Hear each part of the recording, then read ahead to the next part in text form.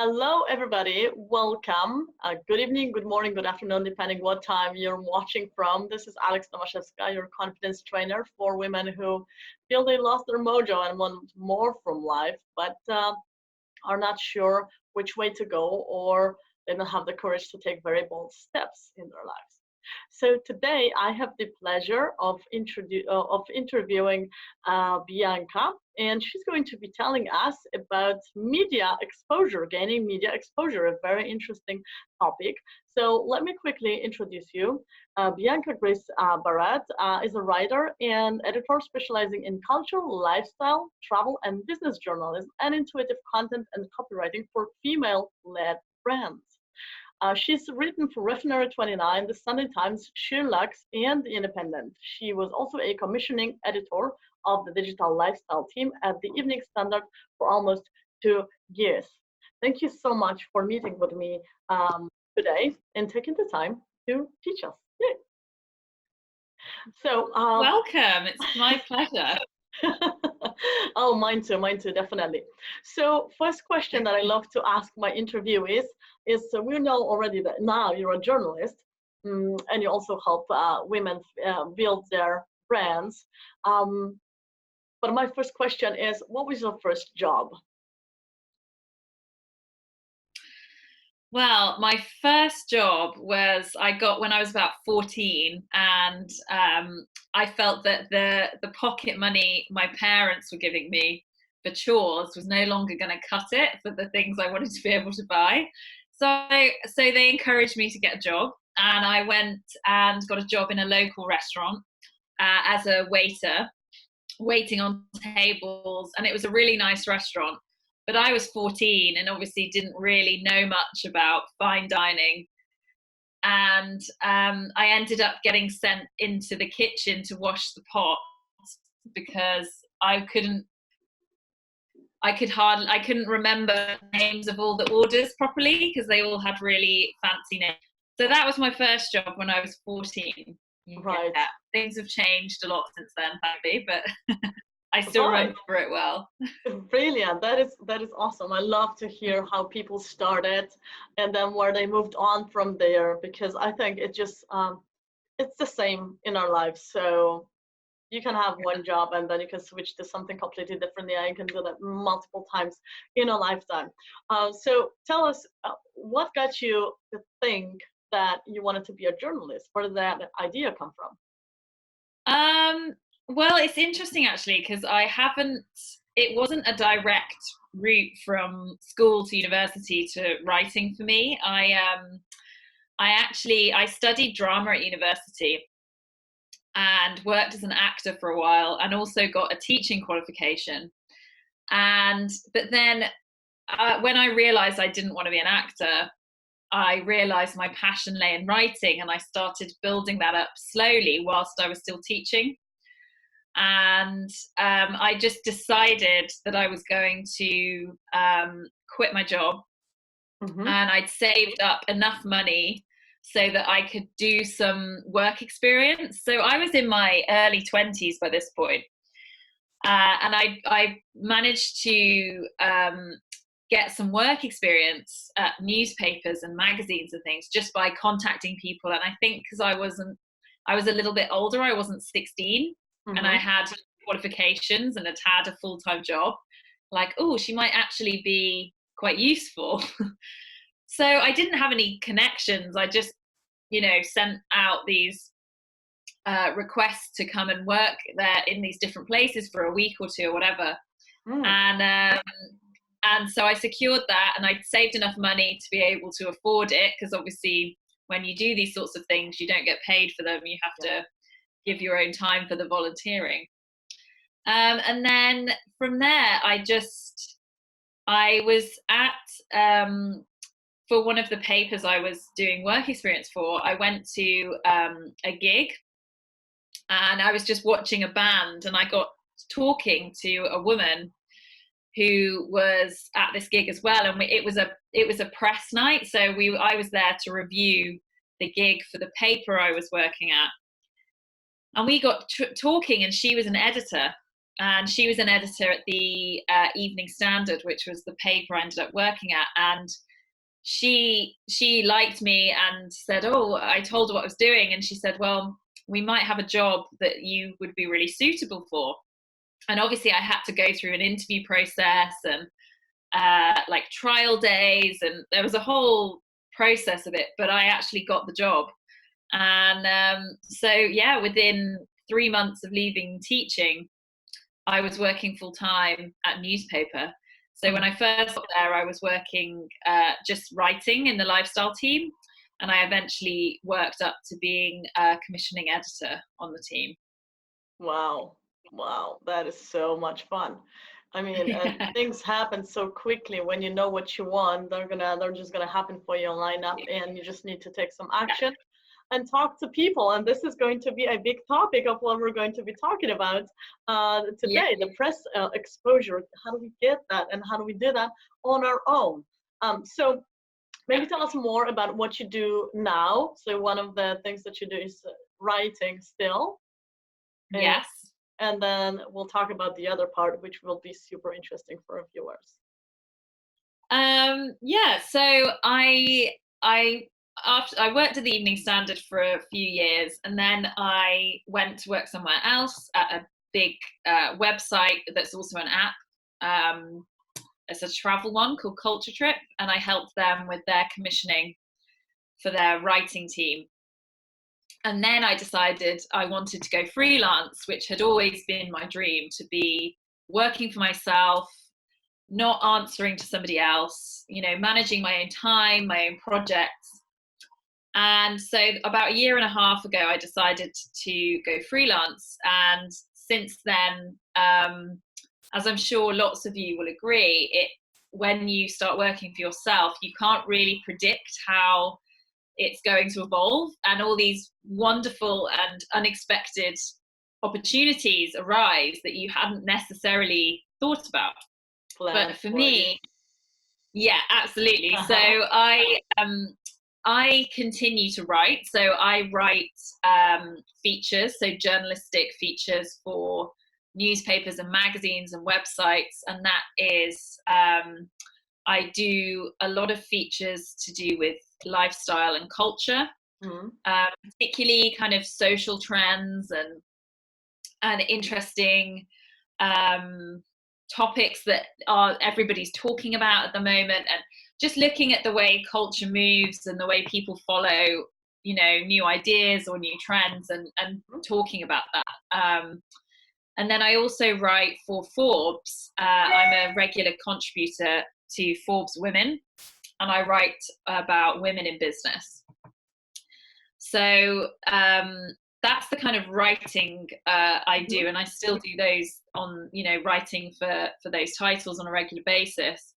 And then I have this other arm to my business, which I recently set up, which is obviously running courses, and that came through the work I've been doing with female business owners, where I work with them on basically all their communication that isn't direct selling. So all their content, coming up with a content plan for how they want to move forward with their content, and sometimes writing that content as well. And the course kind of came from that, when lots of them kept asking me the same question, which was, how do you get press coverage? I mean, what are the secrets? Because obviously, being a journalist, I sit on the other side, and I am one of those people that businesses and people are often pitching to. So that's where the idea for the course came from, and that's how I've ended up here talking to you.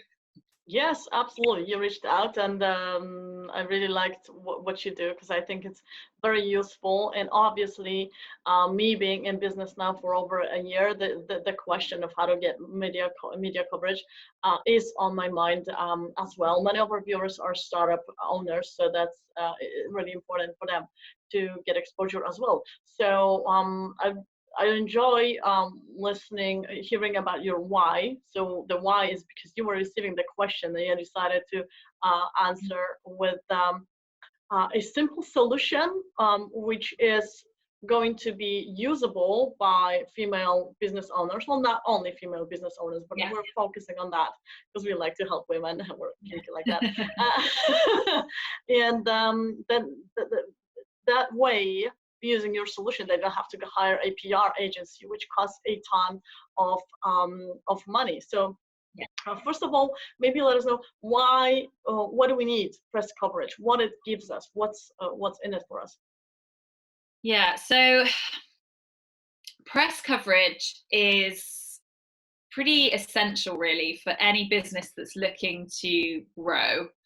So any business or founder that's kind of looking to grow beyond what they already have and wanting to reach a wider audience of the right kind of people and basically open up more opportunities for themselves. So press coverage for the founder, for the business owner, benefits them in the sense that it gives them more opportunity to reach the kind of people that would buy from their business.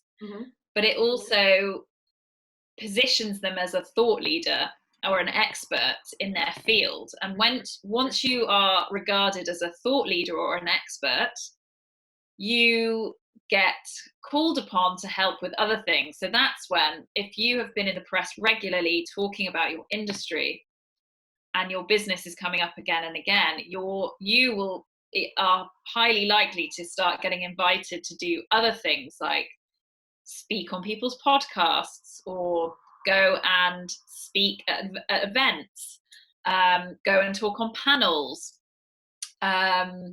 or be interviewed for other things. It's a real it's a bit of a snowball effect. So once you've created some press coverage, it's much easier to generate more and to generate opportunities for you to really get yourself out there as kind of one of the leaders in your industry than you had before. And then from the other side of that, for the customer or the client, and this is equally, I would say, if not more important, when you have two companies that are delivering almost identical products or services, and one of them has got has been featured in titles that you really recognize, that you know the name of those titles, you've seen them before. For example, as featured in Forbes, or as featured in the New York Times, or as featured in the Sunday Times, whatever it is, as featured in, Oprah magazine, Vogue, whatever. You have that company that has had that kind of endorsement. And then you have one that's pretty much selling the same thing but has never had that kind of endorsement. You are far more likely to pick the one that's had the endorsement, because it's that word, endorsement. What it shows you when a company has received press coverage is that these brands are saying, yeah, this company is legitimate, what they're saying and what they're selling is true. And to the customer, it says, oh, well, they must be trustworthy because they've been endorsed by these world recognized brands. Yeah. I've seen that happen with me, Yeah. And also they must be successful because they've been in the media. Yeah. And when people think, oh, they must be successful, what that translates to them as is, well, if they're successful, it must mean they have lots of customers. And if they have lots of customers, it must mean they're really good at what they do. And if they're really good at what they do, I can trust them to deliver to me the thing that I'm looking for. So obviously they might not necessarily be thinking through every step consciously, but that is the subconscious journey that people take when they see that a company has had press coverage. And it just, what I like to call it is a much simpler term to use is that it's a trust trigger. Yeah. So people see the press coverage and they're like, right, yeah, that I'm going to choose that company over that one because they've had that endorsement, so I can trust them. So it's a lot about authority, really. Yeah, exactly. It's about creating an authority brand for both you as the brand leader and the brand as a whole. And both of those things, what they're always going to do is ultimately give you more business. I mean, that's what it all comes down to, isn't it? It's about finding ways to give you more business. And actually, it's often more effective for somebody else to say, oh, that business is really good, than for you to say it about yourself. Because obviously sales and marketing is you saying how great you are, which is effective, but it's not as effective as somebody else saying how great you are, right? And that's exactly what press coverage is. It's that thing of, it's like, anyone knows that in business often referrals are a key strategy for getting more business. It's almost, it's like an avenue to do that. It's a way to have other people endorsing your product and your service for you. And that's exactly what press coverage gives you.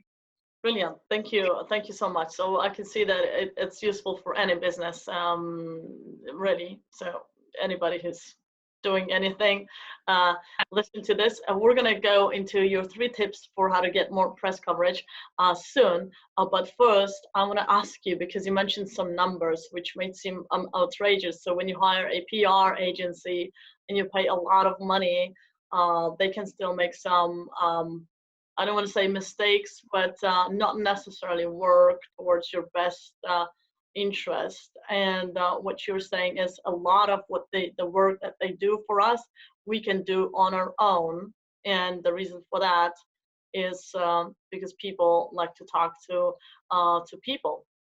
So as a journalist, you're approached by a PR company. What can they mess up? I mean, what is the thing that you don't like to hear? Because this is what gave you the idea to create your course specifically, I think. Yeah.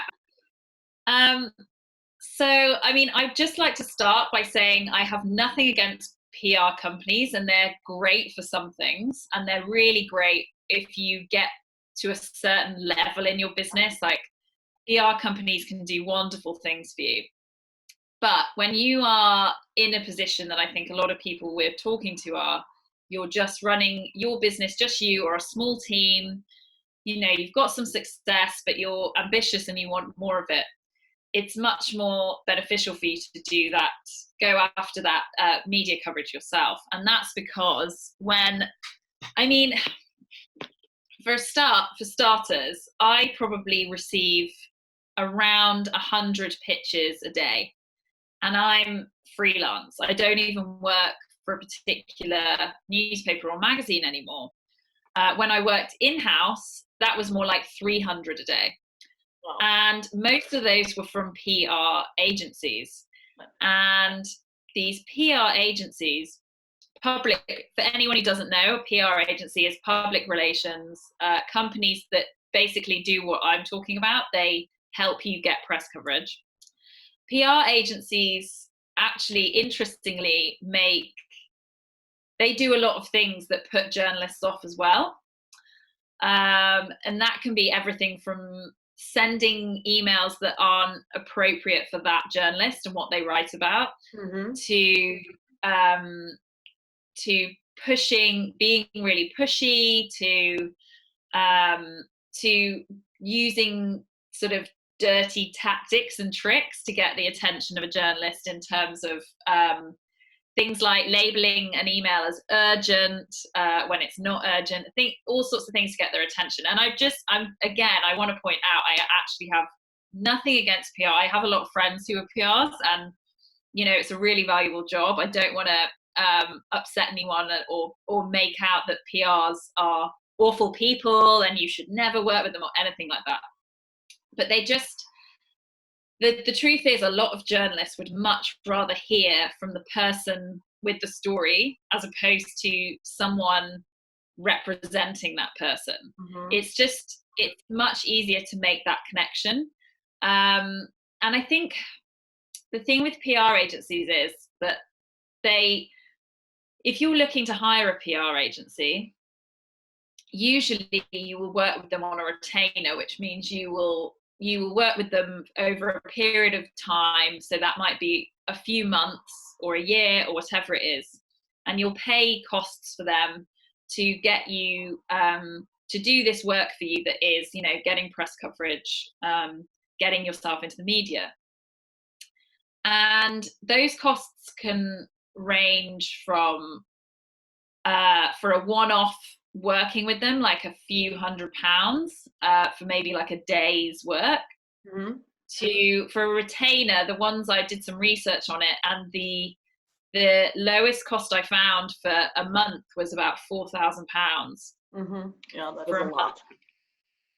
So it's a lot, and you know, like I said, if you're of a certain size as a business, it can be highly valuable to work with a PR team. Yeah. But if you're just, you know, starting out, you're small, or you're just not at that point, it really doesn't make sense to factor in that expense when you can do so much of it you can do easily yourself in actually not that much time, and journalists are preferring to hear from you directly anyway.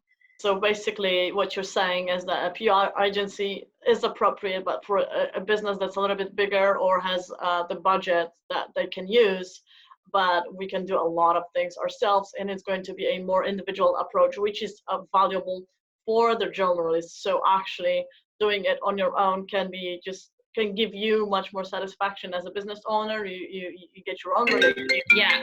Your own relationships, and the journalists are happier. So if you could give us 3 tips on how to approach press coverage, doing your own press coverage, we would greatly. Okay. Yeah, absolutely. So my top 3 tips would be, number 1, always make sure you're targeting your pitches. So when you're sending a pitch out, do some research into who might be interested in that story. You're going to get a lot more out of the experience if you're targeting the right people than just sending out a blanket pitch to anyone and everyone. Because when people, because you might think, oh, well, I'll just send it out to everyone and then the right people will get in touch with me. So what does it matter?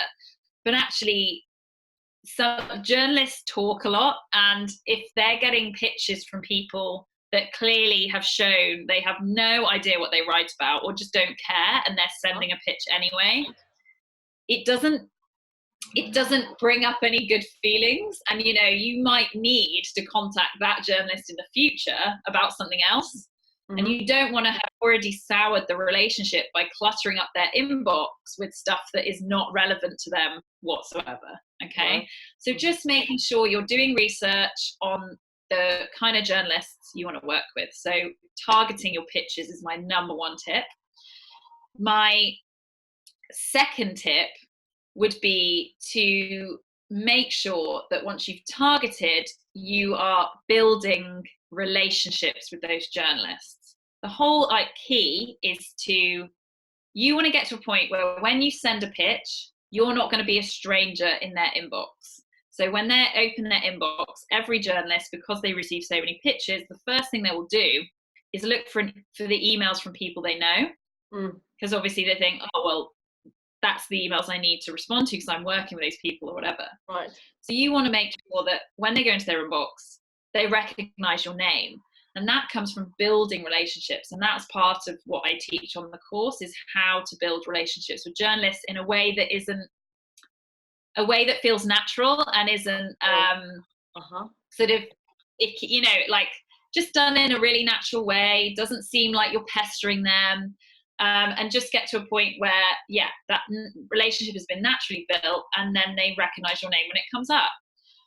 So so building relationships with those journalists that you've targeted. And then my last tip, and this is a really important one that a lot of PRs don't do, and can really set you apart from other people, is you should always approach your pitching in a way that is coming from a place of, what can I do for that journalist and their audience? How can I help that journalist by adding value for their audience? Because the journalist's objective is always to add value for their audience. They want to keep their audience, their audience's attention. They want to be writing pieces that their audience enjoy and that they like to read and that they appreciate. So they're always looking to add value with their pieces. So if you match them in that objective, in that you've done your research, you know who you're targeting, you've started building relationships with them, so you know what kind of pieces they're writing, what they like, what they don't like, what they do write about, what they don't write about. And then you send that pitch always with the objective to be adding value to their audience. You'll be setting yourself apart from a lot of people, because most people, when they pitch to a journalist, they're coming from a place of pick me, pick me, pick me. What I want you to write about me. I want you to write about what I'm doing. Pay me attention. Give me the cover. You know, it's always like me, as opposed to I can.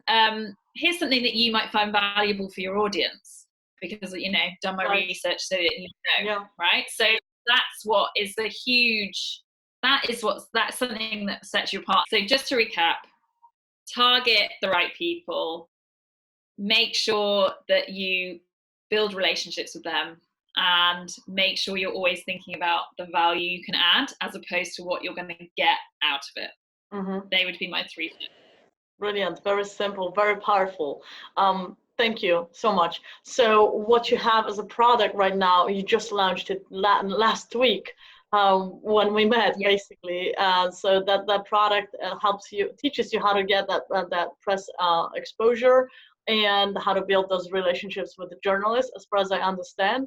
So if anybody's interested, we will put under the interview all sorts of links for your social media and the links to the course, so that people can just attend it. And as far as I know, you can paste it at whatever time you want, really. So it's not like it takes 90 days or whatever. You can do it quickly, you can do it more slowly, etc.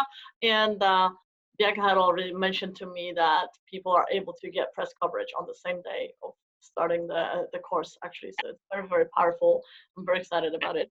And so my last question to you is, so we know already how you can help our audience. How can our audience contribute to you? How can our audience, the women who are interested in technology or have their own businesses, contribute to you? Is there anything you need right now in your business?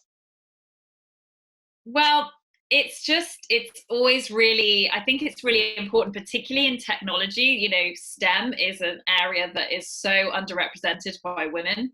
I've actually written about this quite a lot for Forbes. And so, aside from having the press coverage for your own business, which is obviously amazing, that's what you want for your own business, like, think about it and this is great for you in terms of thinking about what value you're adding.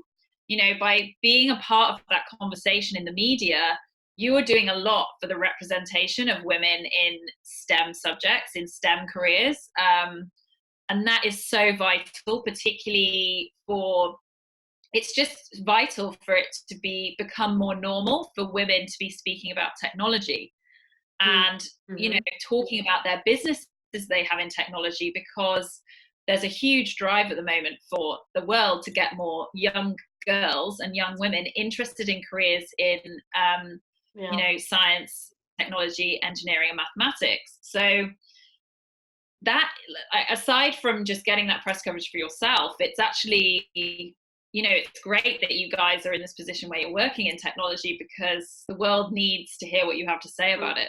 So I would say, for me, making the active choice to commit to doing that in the next few months or next year is kind of vital for the conversation. But obviously, for me personally, it would be wonderful if you feel like you're really interested in what I'm talking about with the course, and you're looking to learn how to build relationships, how to find media opportunities consistently, how to write those pitches. Like, writing a killer pitch is like, that is the key as well, and how to then use the coverage you've already got to leverage yourself to get even more coverage. That's what I'm teaching on the course. And if you feel like that's something that sounds really good to you, or you think you're in the position where you want to pursue that as opposed to going through PR, then great. I would really love to chat to you more about it, and would love to welcome you on to the course. And also the course contains also individual approach, because there are calls with you, so there's various options that you can buy into, various financial options too.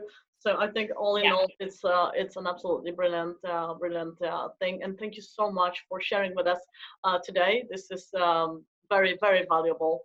I'm very glad that I've got to meet you. Absolute pleasure. All right, I want to wish you all the best, and thank you so much for meeting with us. And that's the end of it. So enjoy your week. We're talking to you on Monday, so full week ahead. Thank you, Bianca. Yes, and you too. Enjoy your week. Thank you. Thank you. Bye. Bye.